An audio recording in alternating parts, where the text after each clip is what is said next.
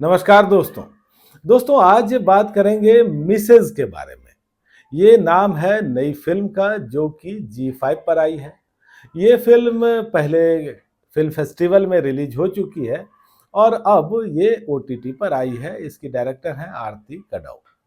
दोस्तों रिव्यू की शुरुआत करने से पहले एक रिक्वेस्ट आपसे कि यदि आपने अब तक मेरे चैनल को सब्सक्राइब नहीं किया है तो ज़रूर ही कर लीजिएगा, क्योंकि वेब सीरीज़ और मूवीज़ के रिव्यू के साथ-साथ आपको यहाँ मिलती है ओटीटी की दुनिया की हर जानकारी।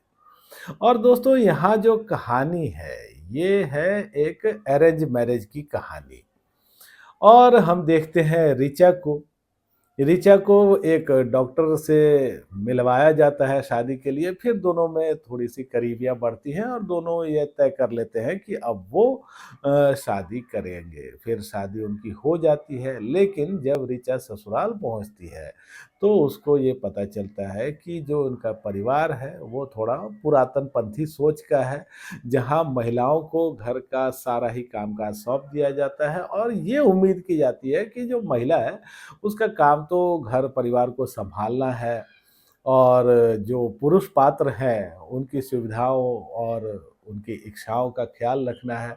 तो यहाँ पहुँचने के बाद इसको थोड़ी दिक्कत होती है ऋचा को और उसके अपने सपने हैं, वो डांस सीखती है, डांस सिखाती है, डांस टीचर बनना चाहती है। तो यहाँ उसकी जो ज़िंदगी है, वो परिवार के बीच में अपने सो कॉल्ड कर्तव्यों और अपने सपनों के बीच में कहीं उलझ-सी जाती है और फिर उसके बाद जो उसकी कहानी है, वो अलग-अलग मोड़ लेती है। ये कहानी आगे बढ़ती है, जिसको आप इस फ़िल्म में देखेंगे। दोस्तों ये फ़िल्म एक Malayalam film the great Indian kitchen का रीमेक है। लेकिन यहाँ मैं मलयालम फ़िल्म से उसकी कोई तुलना नहीं करूँगा, जो फ़िल्म मिसेज़ हमारे सामने आई है, उसकी बात करूँगा। तो यहाँ जो कहानी हमको दिखाई गई है, जब आप देखते हैं इस फ़िल्म को तो लगता है कि इसमें कोई नयापन तो नहीं है। ऐसी बहुत सारी कहानियाँ हम पढ़ चुके हैं और देख भी चुके हैं। लेकिन मुझे लगता है कि ये कहानी दिखाना ज़रूरी भी है, क्योंकि आज भी हमारे समाज में बहुत सारे ऐसे परिवार हैं, जिन्होंने आधुनिकता का आवरण तो ओढ़ लिया है, लेकिन जो अंदर उनके संस्कार हैं, जो अंदर उनकी सोच है और ख़ास करके पुरातनपंथी और रूढ़िवादी सोच है, पितृसत्तात्मक सोच है, उससे वो बाहर नहीं निकल पाए हैं। पितृसत्तात्मक सोच ऐसी जिसमें कि परिवार में महिला की भूमिका तय है और कोई ये नहीं सोच सकता कि महिलाओं के लिए भी एक खुला आसमान होना चाहिए, उसके अपने सपने हैं जिसको पूरा करने का अवसर उसे मिलना चाहिए। एक महिला अच्छी तब मानी जाती है जब वो घर परिवार को सँभाल ले, लोगों की ज़रूरतों का ध्यान रखे और दिन भर उसमें लगी रहे। और दूसरी बात ये दोस्तों कि जब हम किसी हाउसवाइफ, किसी होम मेकर की बात करते हैं, तो शायद उसको उतना बड़ा क्रेडिट नहीं देते हैं। लेकिन घर का कामकाज भी बहुत ही इम्पोर्टेंट है और जो महिला इसमें लगी होती है, उसके लिए तो बहुत ही मुश्किल है, क्योंकि उसको सभी लोगों का ख़्याल रखना है। कौन कितने बजे नाश्ता करेगा, जैसे कि यहाँ परिवार में सारे लोग 9 बजे ही नाश्ता करते हैं। उसके बाद क्या होगा, कपड़े धोने हैं और सारे लोगों का ख़्याल रखते-रखते वो अपने आप को कहीं भूल जाती है। उसका जो अपना सेल्फ़ है वो कहीं पीछे छूट जाता है। और यहाँ जो हमको फ़ैमिली दिख रही है उसमें जो ससुर जी हैं, वो तो बिल्कुल ही कड़क हैं और उनकी अपनी एक सोच है। उनको ये लगता है कि चटनी तो सिलबट्टे पे पिसी ही होनी चाहिए, सफ़ेद कमीज़ है तो उसको तो हाथ से ही धोया जाना चाहिए और ये सारी चीज़ें एक महिला की मुसीबत को बढ़ाती है। उसके अंदर एक कुंठा का भाव पैदा करती है। जब उसके अंदर का गुबार फूटता है तो फिर वो अलग ही राह ले लेता है। तो दोस्तों ये जो फ़िल्म है ये एक अच्छी फ़िल्म कही जा सकती है।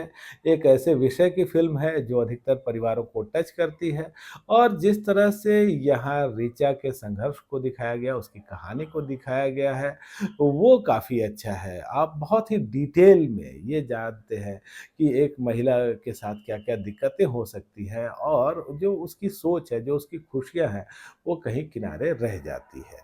तो यहाँ ये सारी बातें आपको बहुत ही अच्छी लगती हैं, एक मैसेज भी दिखता है समाज में कि भाई जो आधुनिकता की सोच हमने या आधुनिकता का आवरण रखा है, उसको एक सोच में भी तब्दील करने की ज़रूरत है। और एक मैसेज तो ये भी दिखता है कि अगर वाक़ई फैमिलीज़ को बदलना है, तो फैमिली के बड़े लोगों को बदलना होगा। बच्चे वही देखते हैं, सीखते हैं और एक धारणा बनाते हैं जो कि अपने माँ-बाप से उनको मिलता है। जैसे अगर वो अपने पिता को ये देखते हैं कि वो तो एकदम उनको हर चीज़ परफेक्ट चाहिए, मतलब अगर वो घर से बाहर निकल रहे हैं तो उनके जूते भी एकदम सही जगह पे होने चाहिए और अपनी माँ को ये देखते हैं कि पीएचडी होने के बावजूद भी वो घर परिवार के काम में ही लगी हुई है, तो उसकी भी सोच वैसी ही बन जाएगी, ये स्वाभाविक है। तो यहाँ बहुत सारी चीज़ें हैं जो आपको अच्छी लगती हैं, आप देखते हैं, आपको मज़ा आता है। और यहाँ जिस तरह से अंत दिखाया गया है, दोस्तों मैं उससे सहमत नहीं हूँ। देखिए कि एक अलगाव कर लेना, एक तोड़ देना, किसी भी चीज़ को ब्रेक कर देना एक आसान काम है। और कई बार ये तर्क दिया जा सकता है कि भाई जब चीज़ें सही नहीं हो तो उसको तोड़ देना चाहिए, महिलाओं को पिंजरा तोड़ के आज़ाद हो जाना चाहिए। लेकिन ये कोई सॉल्यूशन नहीं है क्योंकि उसी पिंजरे में फिर कोई दूसरी महिला आएगी। तो आपको एक परमानेंट सॉल्यूशन की तरफ जाना होगा, एक ऐसा सॉल्यूशन जो सभी लोगों को सूट भी करे और सभी लोगों की सहमति से भी हो। तो यहाँ जो अंत है वो मेरे लिए थोड़ा-सा अलग था, लेकिन बाकी जो कहानी है वो ओवरऑल अच्छी है और ख़ास करके जब आप यहाँ सानिया मल्होत्रा की एक्टिंग को देखते हैं, जिस तरह से इस किरदार को उन्होंने निभाया है, वो कमाल का है। इसके अलावा कंवलजीत सिंह हैं, जो ससुर की भूमिका में हैं, वो अच्छे हैं, निशांत दहिया हैं, वो भी अच्छे हैं।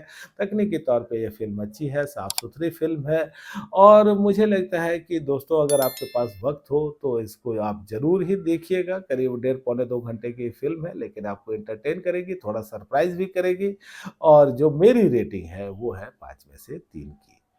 तो दोस्तों आज बस इतनी ही बात। आपको ये रिव्यू कैसा लगा मुझे कमेंट करके बताइएगा और आपने अगर ये फ़िल्म देखी है, तो भी मुझे बताइएगा आपको कैसी लगी। धन्यवाद।